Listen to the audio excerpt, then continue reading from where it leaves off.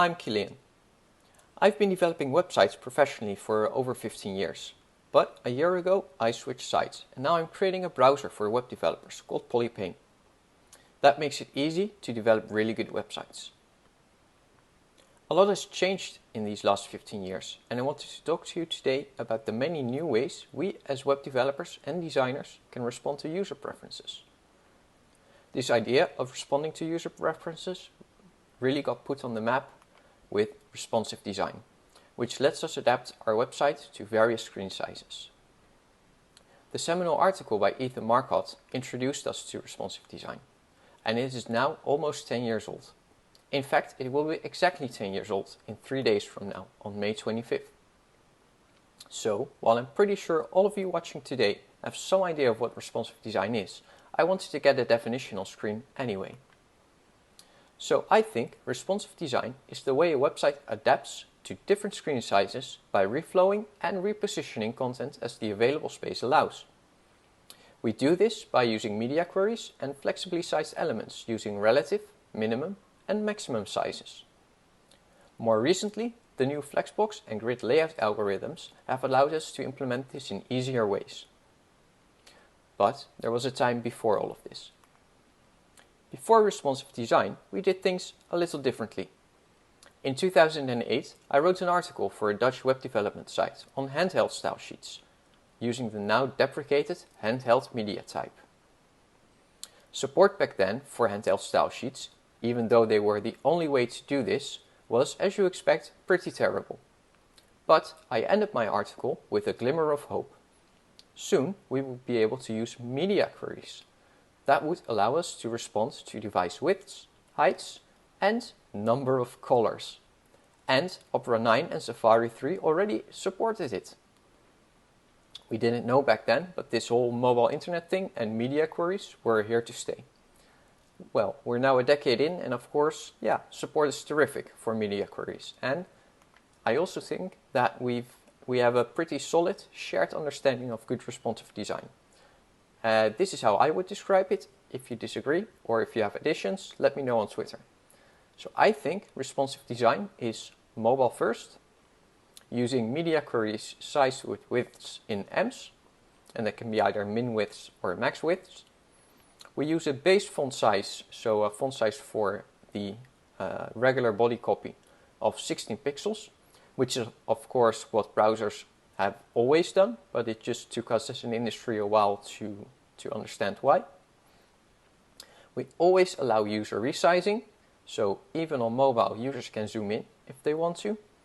And of course scrolling is fine, because there is no fault. Now, as is tradition in web development, if we have something that works well, that everyone understands, then it's time to move on to something new that's maybe a little less well supported, combined with maybe a new term. I think that could very well be responsive websites. And the way I would describe that is responsive websites don't just respond to viewport sizes, but they also actively adapt to user preferences. Now, in web development, we usually reason about what a device can do, but we really want to be responsive to the user, their environment and their preferences. The device is just a proxy. So I think our website should respond to user preferences, their environment, their network conditions, and their device capabilities. Let's go over these and see what's possible in each of these categories. Not everything will be equally well supported, but for each feature I'll share in which evergreen browser it already works, whether that's a Chromium browser like Chrome Edge and Polypane, a Gecko-based browser like Firefox, or a WebKit-based browser like Safari.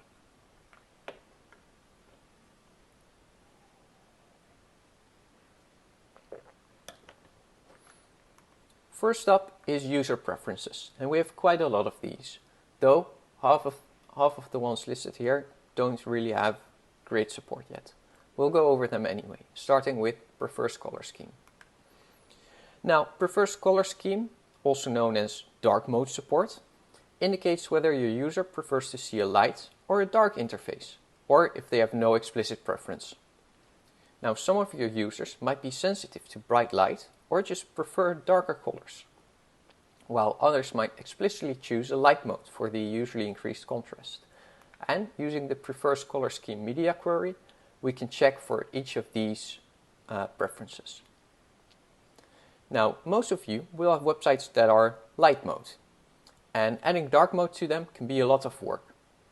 If you want to add dark mode but don't have a lot of time, then you can add something that I call cheap dark mode. It works like this. What we first do is invert the entire page using the invert filter. This will make light colors dark and dark colors light. But what it will also do is invert the colors themselves. So if something is blue on your regular site, it will become orange on the inverted site. And this is obviously not something that we want. If your brand color is blue, for example, then you can't have that suddenly be orange. So after we've inverted the entire website, we use the uRotate CSS function to turn that back into blue again. Now, the filter won't be applied to the background. So we'll need to add our own background. Right now I have a slightly off black, but you can go full black or you can add a little color to your background. All depends on what works for your website. If you invert the entire website, you also invert all the image and video elements on your site, and that won't look great, even if you rotate them. So what we need to do is double invert the images and videos. If you invert something that's already inverted, it will be back to its original state. And we'll also need to uRotate that again to make sure that the colors are still correct. Now, this is not perfect, of course. Proper dark mode needs a lot more work, but this will get you something acceptable in just a few lines of code. Here's what that would look like. So on the left, we have the regular website, and on the right, we have our cheap dark mode. Not bad for a couple of lines of code. On to prefers reduced motion. Now, users can indicate that they want to see less stuff happening on screen with the prefers reduced motion media query. The reason they want to do this can be things like motion sickness, vestibular disorders, or just plainly that they don't want to wait for your nice animations to finish. If a user has this turned on, it doesn't mean you can't show any motion, but you have to be mindful. Use motion only where it helps understanding, and if you do, don't use a lot of motion. Otherwise, just turn it off, and for videos, don't autoplay them. Speaking of autoplaying videos, you're looking at one now, but my computer unfortunately isn't powerful enough to record this and play video at the same time, so I'm quickly going to skip over it.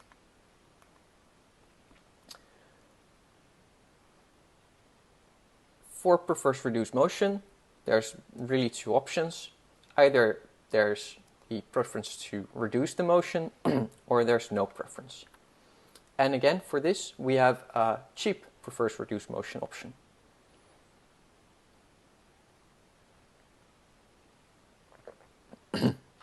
Now, this is very crude, because it will just turn off all the animation and all the transition.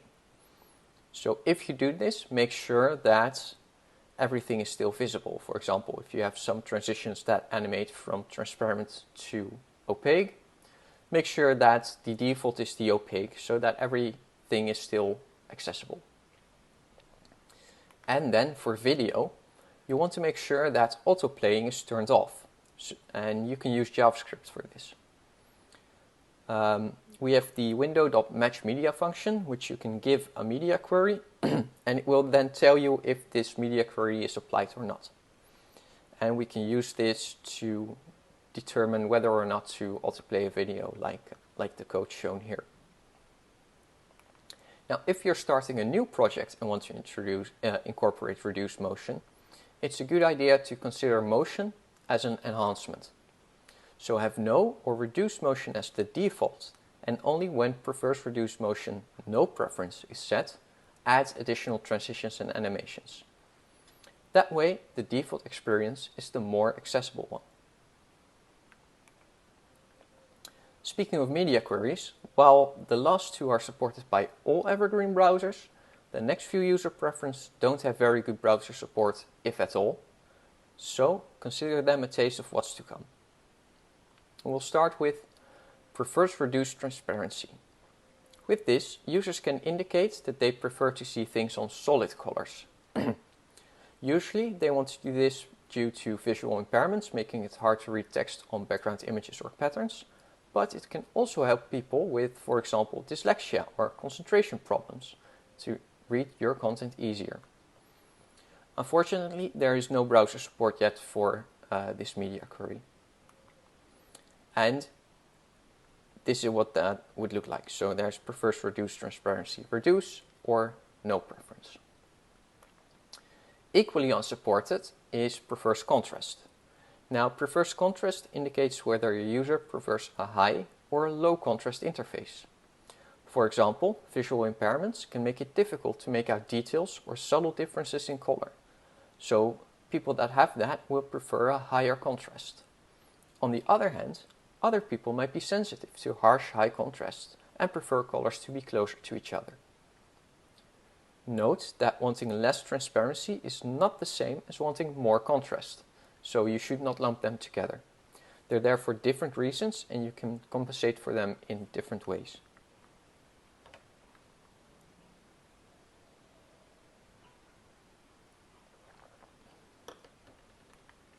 Next up is inverted colors.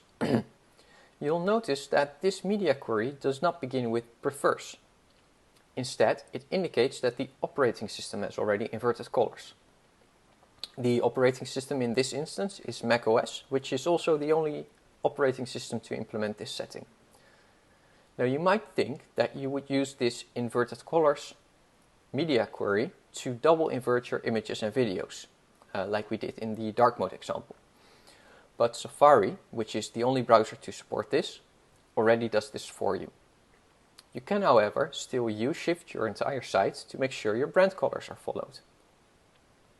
In general, I do think this media query is superseded by the prefers color scheme and dark mode that is in newer macOS versions.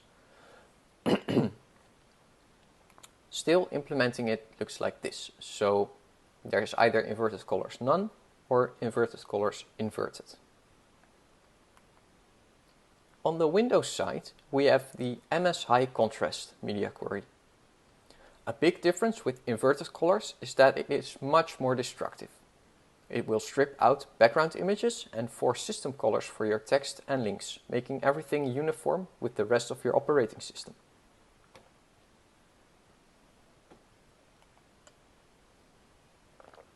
The media queries for this look like this.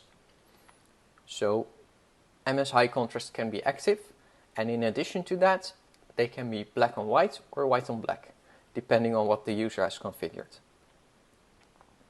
And those of you that have been doing web development for a bit longer might remember that we could style things with system colors. Now that's no longer possible due to security implications, but in the Windows High Contrast mode, a subset of them are back. These color names are not here for you to pick and choose, but MS High Contrast mode will override your colors using these. They are here, however, for you to use on other elements to make sure they all still work well in high contrast mode, things such as icons. Now, for now, only Edge implements the MS High Contrast value. The spec equivalent that's being worked on is called Forced Colors, and that has no browser support at the moment. Between these three, prefers colors, forced colors, prefers contrast, forced colors and inverted colors, do not serve the same purpose. Forced colors very explicitly overrides your styling with one of the user's choosing, often with significantly increased contrast. With prefers contrast, it's your job to increase the contrast, but the user would still like to see your design. Lastly, inverted colors has no such explicit goal, but is primarily used to make screens less bright. It's time to move on to their environment, to a user's environment. And what we can do here is light level. This is an upcoming media query and it has 0 support so far. But it comes with 3 possible values: dim, normal and washed. And what these mean specifically and when they get triggered will be up to the operating system. So a light level will be dim if the screen is viewed in a dark place, whereas washed means that it's shown under bright lights or in outdoor conditions with a lot of sunlight. Operating systems nowadays already compensate for these situations by increasing or decreasing brightness, but we as website owners can improve the experience more. In dim situations, you might opt to decrease strong contrast here and there and decrease overall brightness, whereas in washed situations, you will want to increase the contrast of all text compared to the background. Now, this is the only environment media query that we have at the moment, so we'll go on to the next category, which is network conditions. Not everyone is lucky enough to have fast or reliable internet or unlimited data plans. And browsers can send the Save Data On header, which is a client hint, and web servers can then choose to send smaller images and videos and disable any form of preloading or server push or polling. Now, dealing with this on a web server is very often hard to do, either because you as a developer lack access to the server configuration, or the configuration requirements to make it work are just too complex. That's unfortunate because it's potentially very impactful.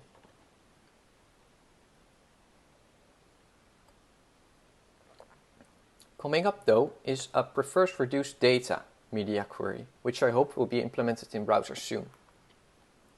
It looks like this: prefers reduced data reduce or no preference.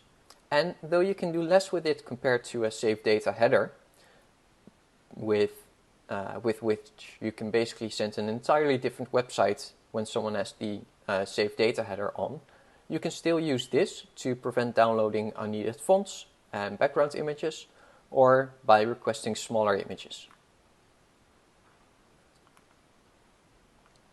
And using JavaScript with the match media function, you can also prevent polling and preloading.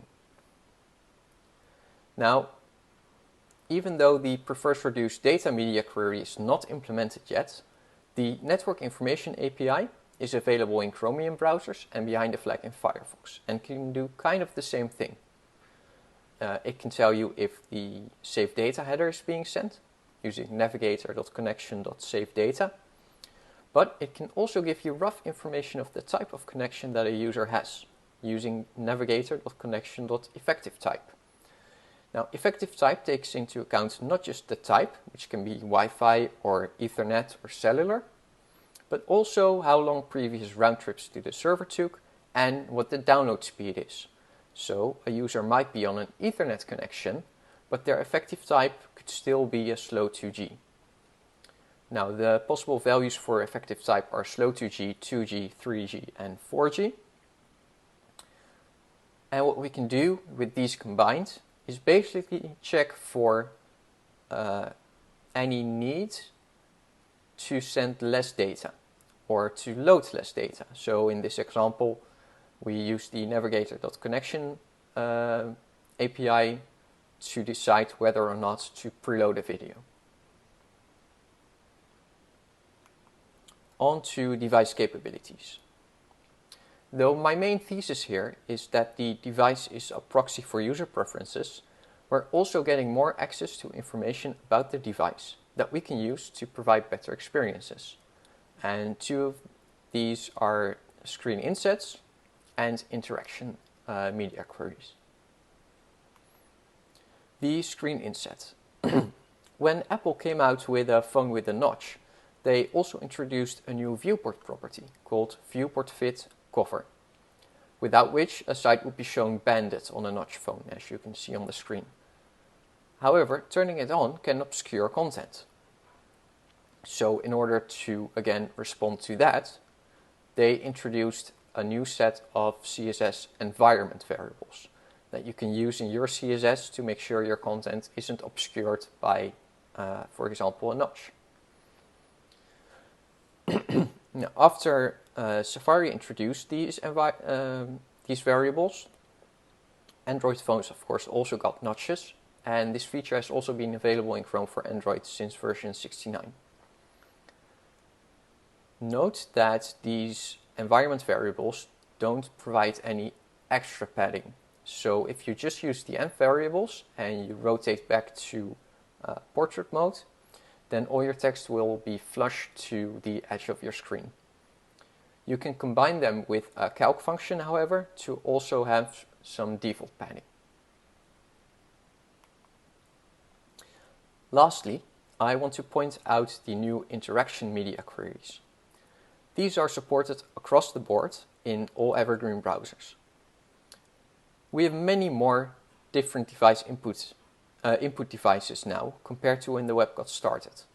Mouses, of course, still exist, but we also have touch controllers like styluses, external controllers like Wii remotes, and even things like AR hand detection. Some things that are easy to do with a mouse are harder or impossible to do with touch devices, like hitting small targets or even hovering. With the interaction media features, you can adapt to these input devices in clever ways. And the way I would go about this is to consider a touch device as your most minimal implementation.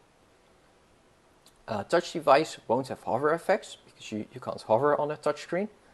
And the precision of your input device, which is your thumb, is coarse. It's very big and you can't precisely point to something on the screen. So for this group, you can't have things popping up on hover, so they need to be visible or behind an explicit toggle, and your tap targets will need to be larger. Then, as you start to get hover capabilities, for example with a Wii remote or indeed just a mouse and a touchpad, you can add those with hover:hover. And as you get more precise input, which you can detect with pointer is fine, you can choose to make clickable targets smaller and closer together. But please note that a user can use a stylus and their fingers on the same device, so make sure your UI works well with both inputs. So that's a roundup of the many new and upcoming ways we can make websites respond to the user and their environments. With these features, we can optimize and personalize the experience that they have with your website and respond to their preference, creating truly responsive websites. There's much more to learn and find out about these capabilities. I will share these slides and include useful links for you to read more. Thanks for listening. Thank you so much, Kilian, for that awesome talk. And such an important topic, I think, to web developers everywhere. So my first question to you is, what are any upcoming features that you are excited about and you think that other web developers should also be excited about? So I think the prefers reduced data is going to have the most impact, because it reminds me of like many years ago, YouTube decided that they needed to optimize their video page to make the load times faster. And they did a lot of the optimizations, but then in their measurements, the average load time went up. So they figured, we did something wrong, but it turns out that because they did all these optimizations, a lot more people could use YouTube on worse connections. So the average load time became lower, but much more people could use it. And I think the prefers reduced data could do the same for like a broad number of websites. So I think that can be really impactful. That's an interesting one. Are there any which you wish were in the browsers? Any media queries you wish you had at your disposal? Yeah, so I actually just a couple of days ago submitted one to the Web We Want, which is a media query to detect if your site is being shown in a night mode. So when your operating system turns the screen less blue and slightly dimmed. And then similarly to inverted colors, you could either compensate for night mode or work with it to improve your experience. So I think that can be a nice addition as well. And developers do like working at night, so that would be useful for us as a community as well, I guess. Exactly. Yeah, I would love that feature. So I guess it's a very general question, but why responsive design in general? What made you get into it? Why do you think it's important? So obviously, I made a browser specifically for responsive design, but I think it's important that because the web is built to be for everyone, it should also be accessible, like on any random device. And like I remember when I got my first, it was like a Samsung phone that had like quote unquote internet and Opera Mini. And of course you couldn't do anything with that. Like you could open a Wikipedia page and then you'd see 3 words and then you'd have to scroll. But like that idea was very cool. And then I've just slowly seen it get more and more and more useful over the years with like bigger screens, more capabilities, and like, you know, for the past 5 years or so, it's unthinkable not to have a mobile web and not have a mobile or a responsibly optimized website. So it's this access that I think is very important. As we're kind of moving away from responsive design in your talk and going more towards basing the features of a website around how the user uses their device rather than the device. Is that fair to say? Yeah, exactly. Yeah, I think cool. that's going to be like the next step for websites to be, to just be more customizable. And not in a way that we as web developers have to build all of that stuff, because then we all just end up re-implementing the same stuff. We all build our own dark mode toggles, we all build our own reduced motion toggles. So I think it's really neat that we're taking that to like a higher abstraction level and making it easier for us as developers to make that upgrade for the user experience. Yeah, you sort of answered one of the questions, which was like, what's the balance between what should be a website's UI to control this stuff versus relying on user preferences versus browser preferences, and like, how do you decide when you as a site owner are important enough to give an override? Like, okay, you're in dark mode, but do you really want my site in dark mode? And I'm reminded of how obnoxious every site asks, like, if you can provide push notifications, and it's like, no, I don't want to pop up at the top of every site asking me for push notifications. I'd rather have some better way to manage that. So anyway, that's so the question is like, how do we find that right balance, right? Yeah. So I wrote about this a couple of weeks ago, specifically about dark mode toggles, because what you see now in most websites that have dark mode toggles is that it's either on or off, but there should be a third option, which is system.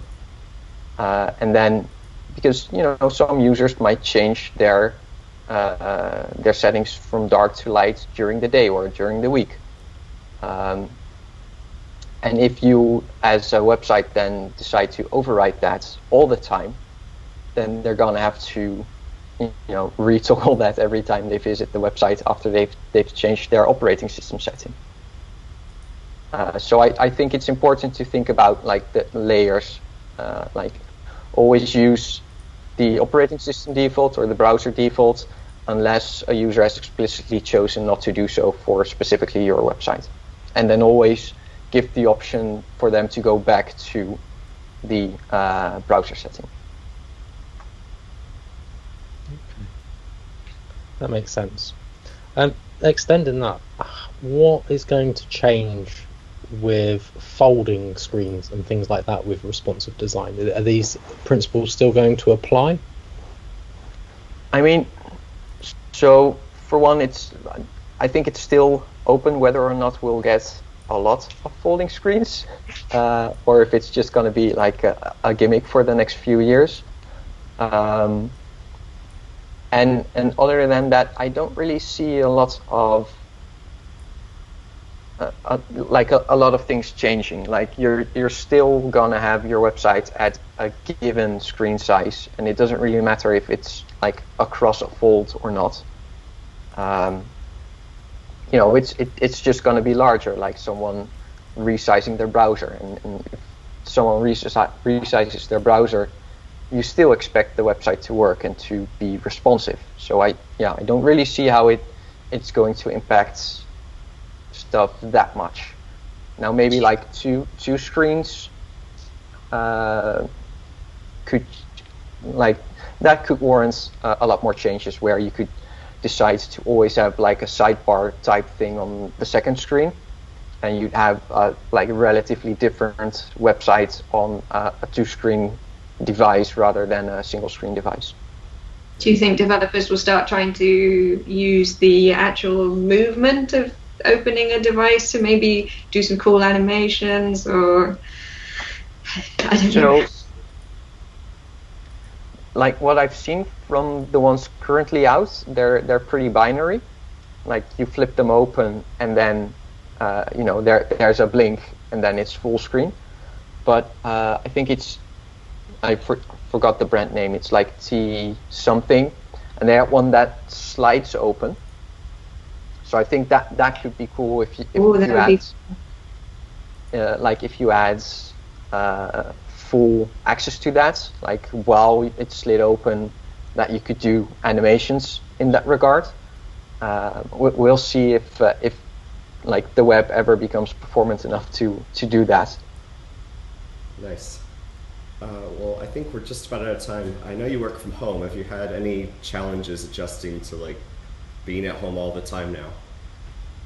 Well, so I was home all the time before this as well. Me too. Like I go out to do grocery shopping and to play outside with my daughter, and that's it. So I haven't been inconvenienced too much, but it has been very weird, and definitely like the first few weeks where we entered lockdown here in the Netherlands, I really had to adjust and accept that.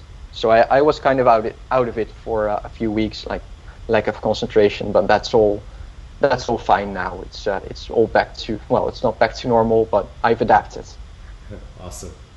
All right, thanks, Kilian, and we'll be checking out Polypane soon. All right. Cool. On to the Thanks. next. Bye bye.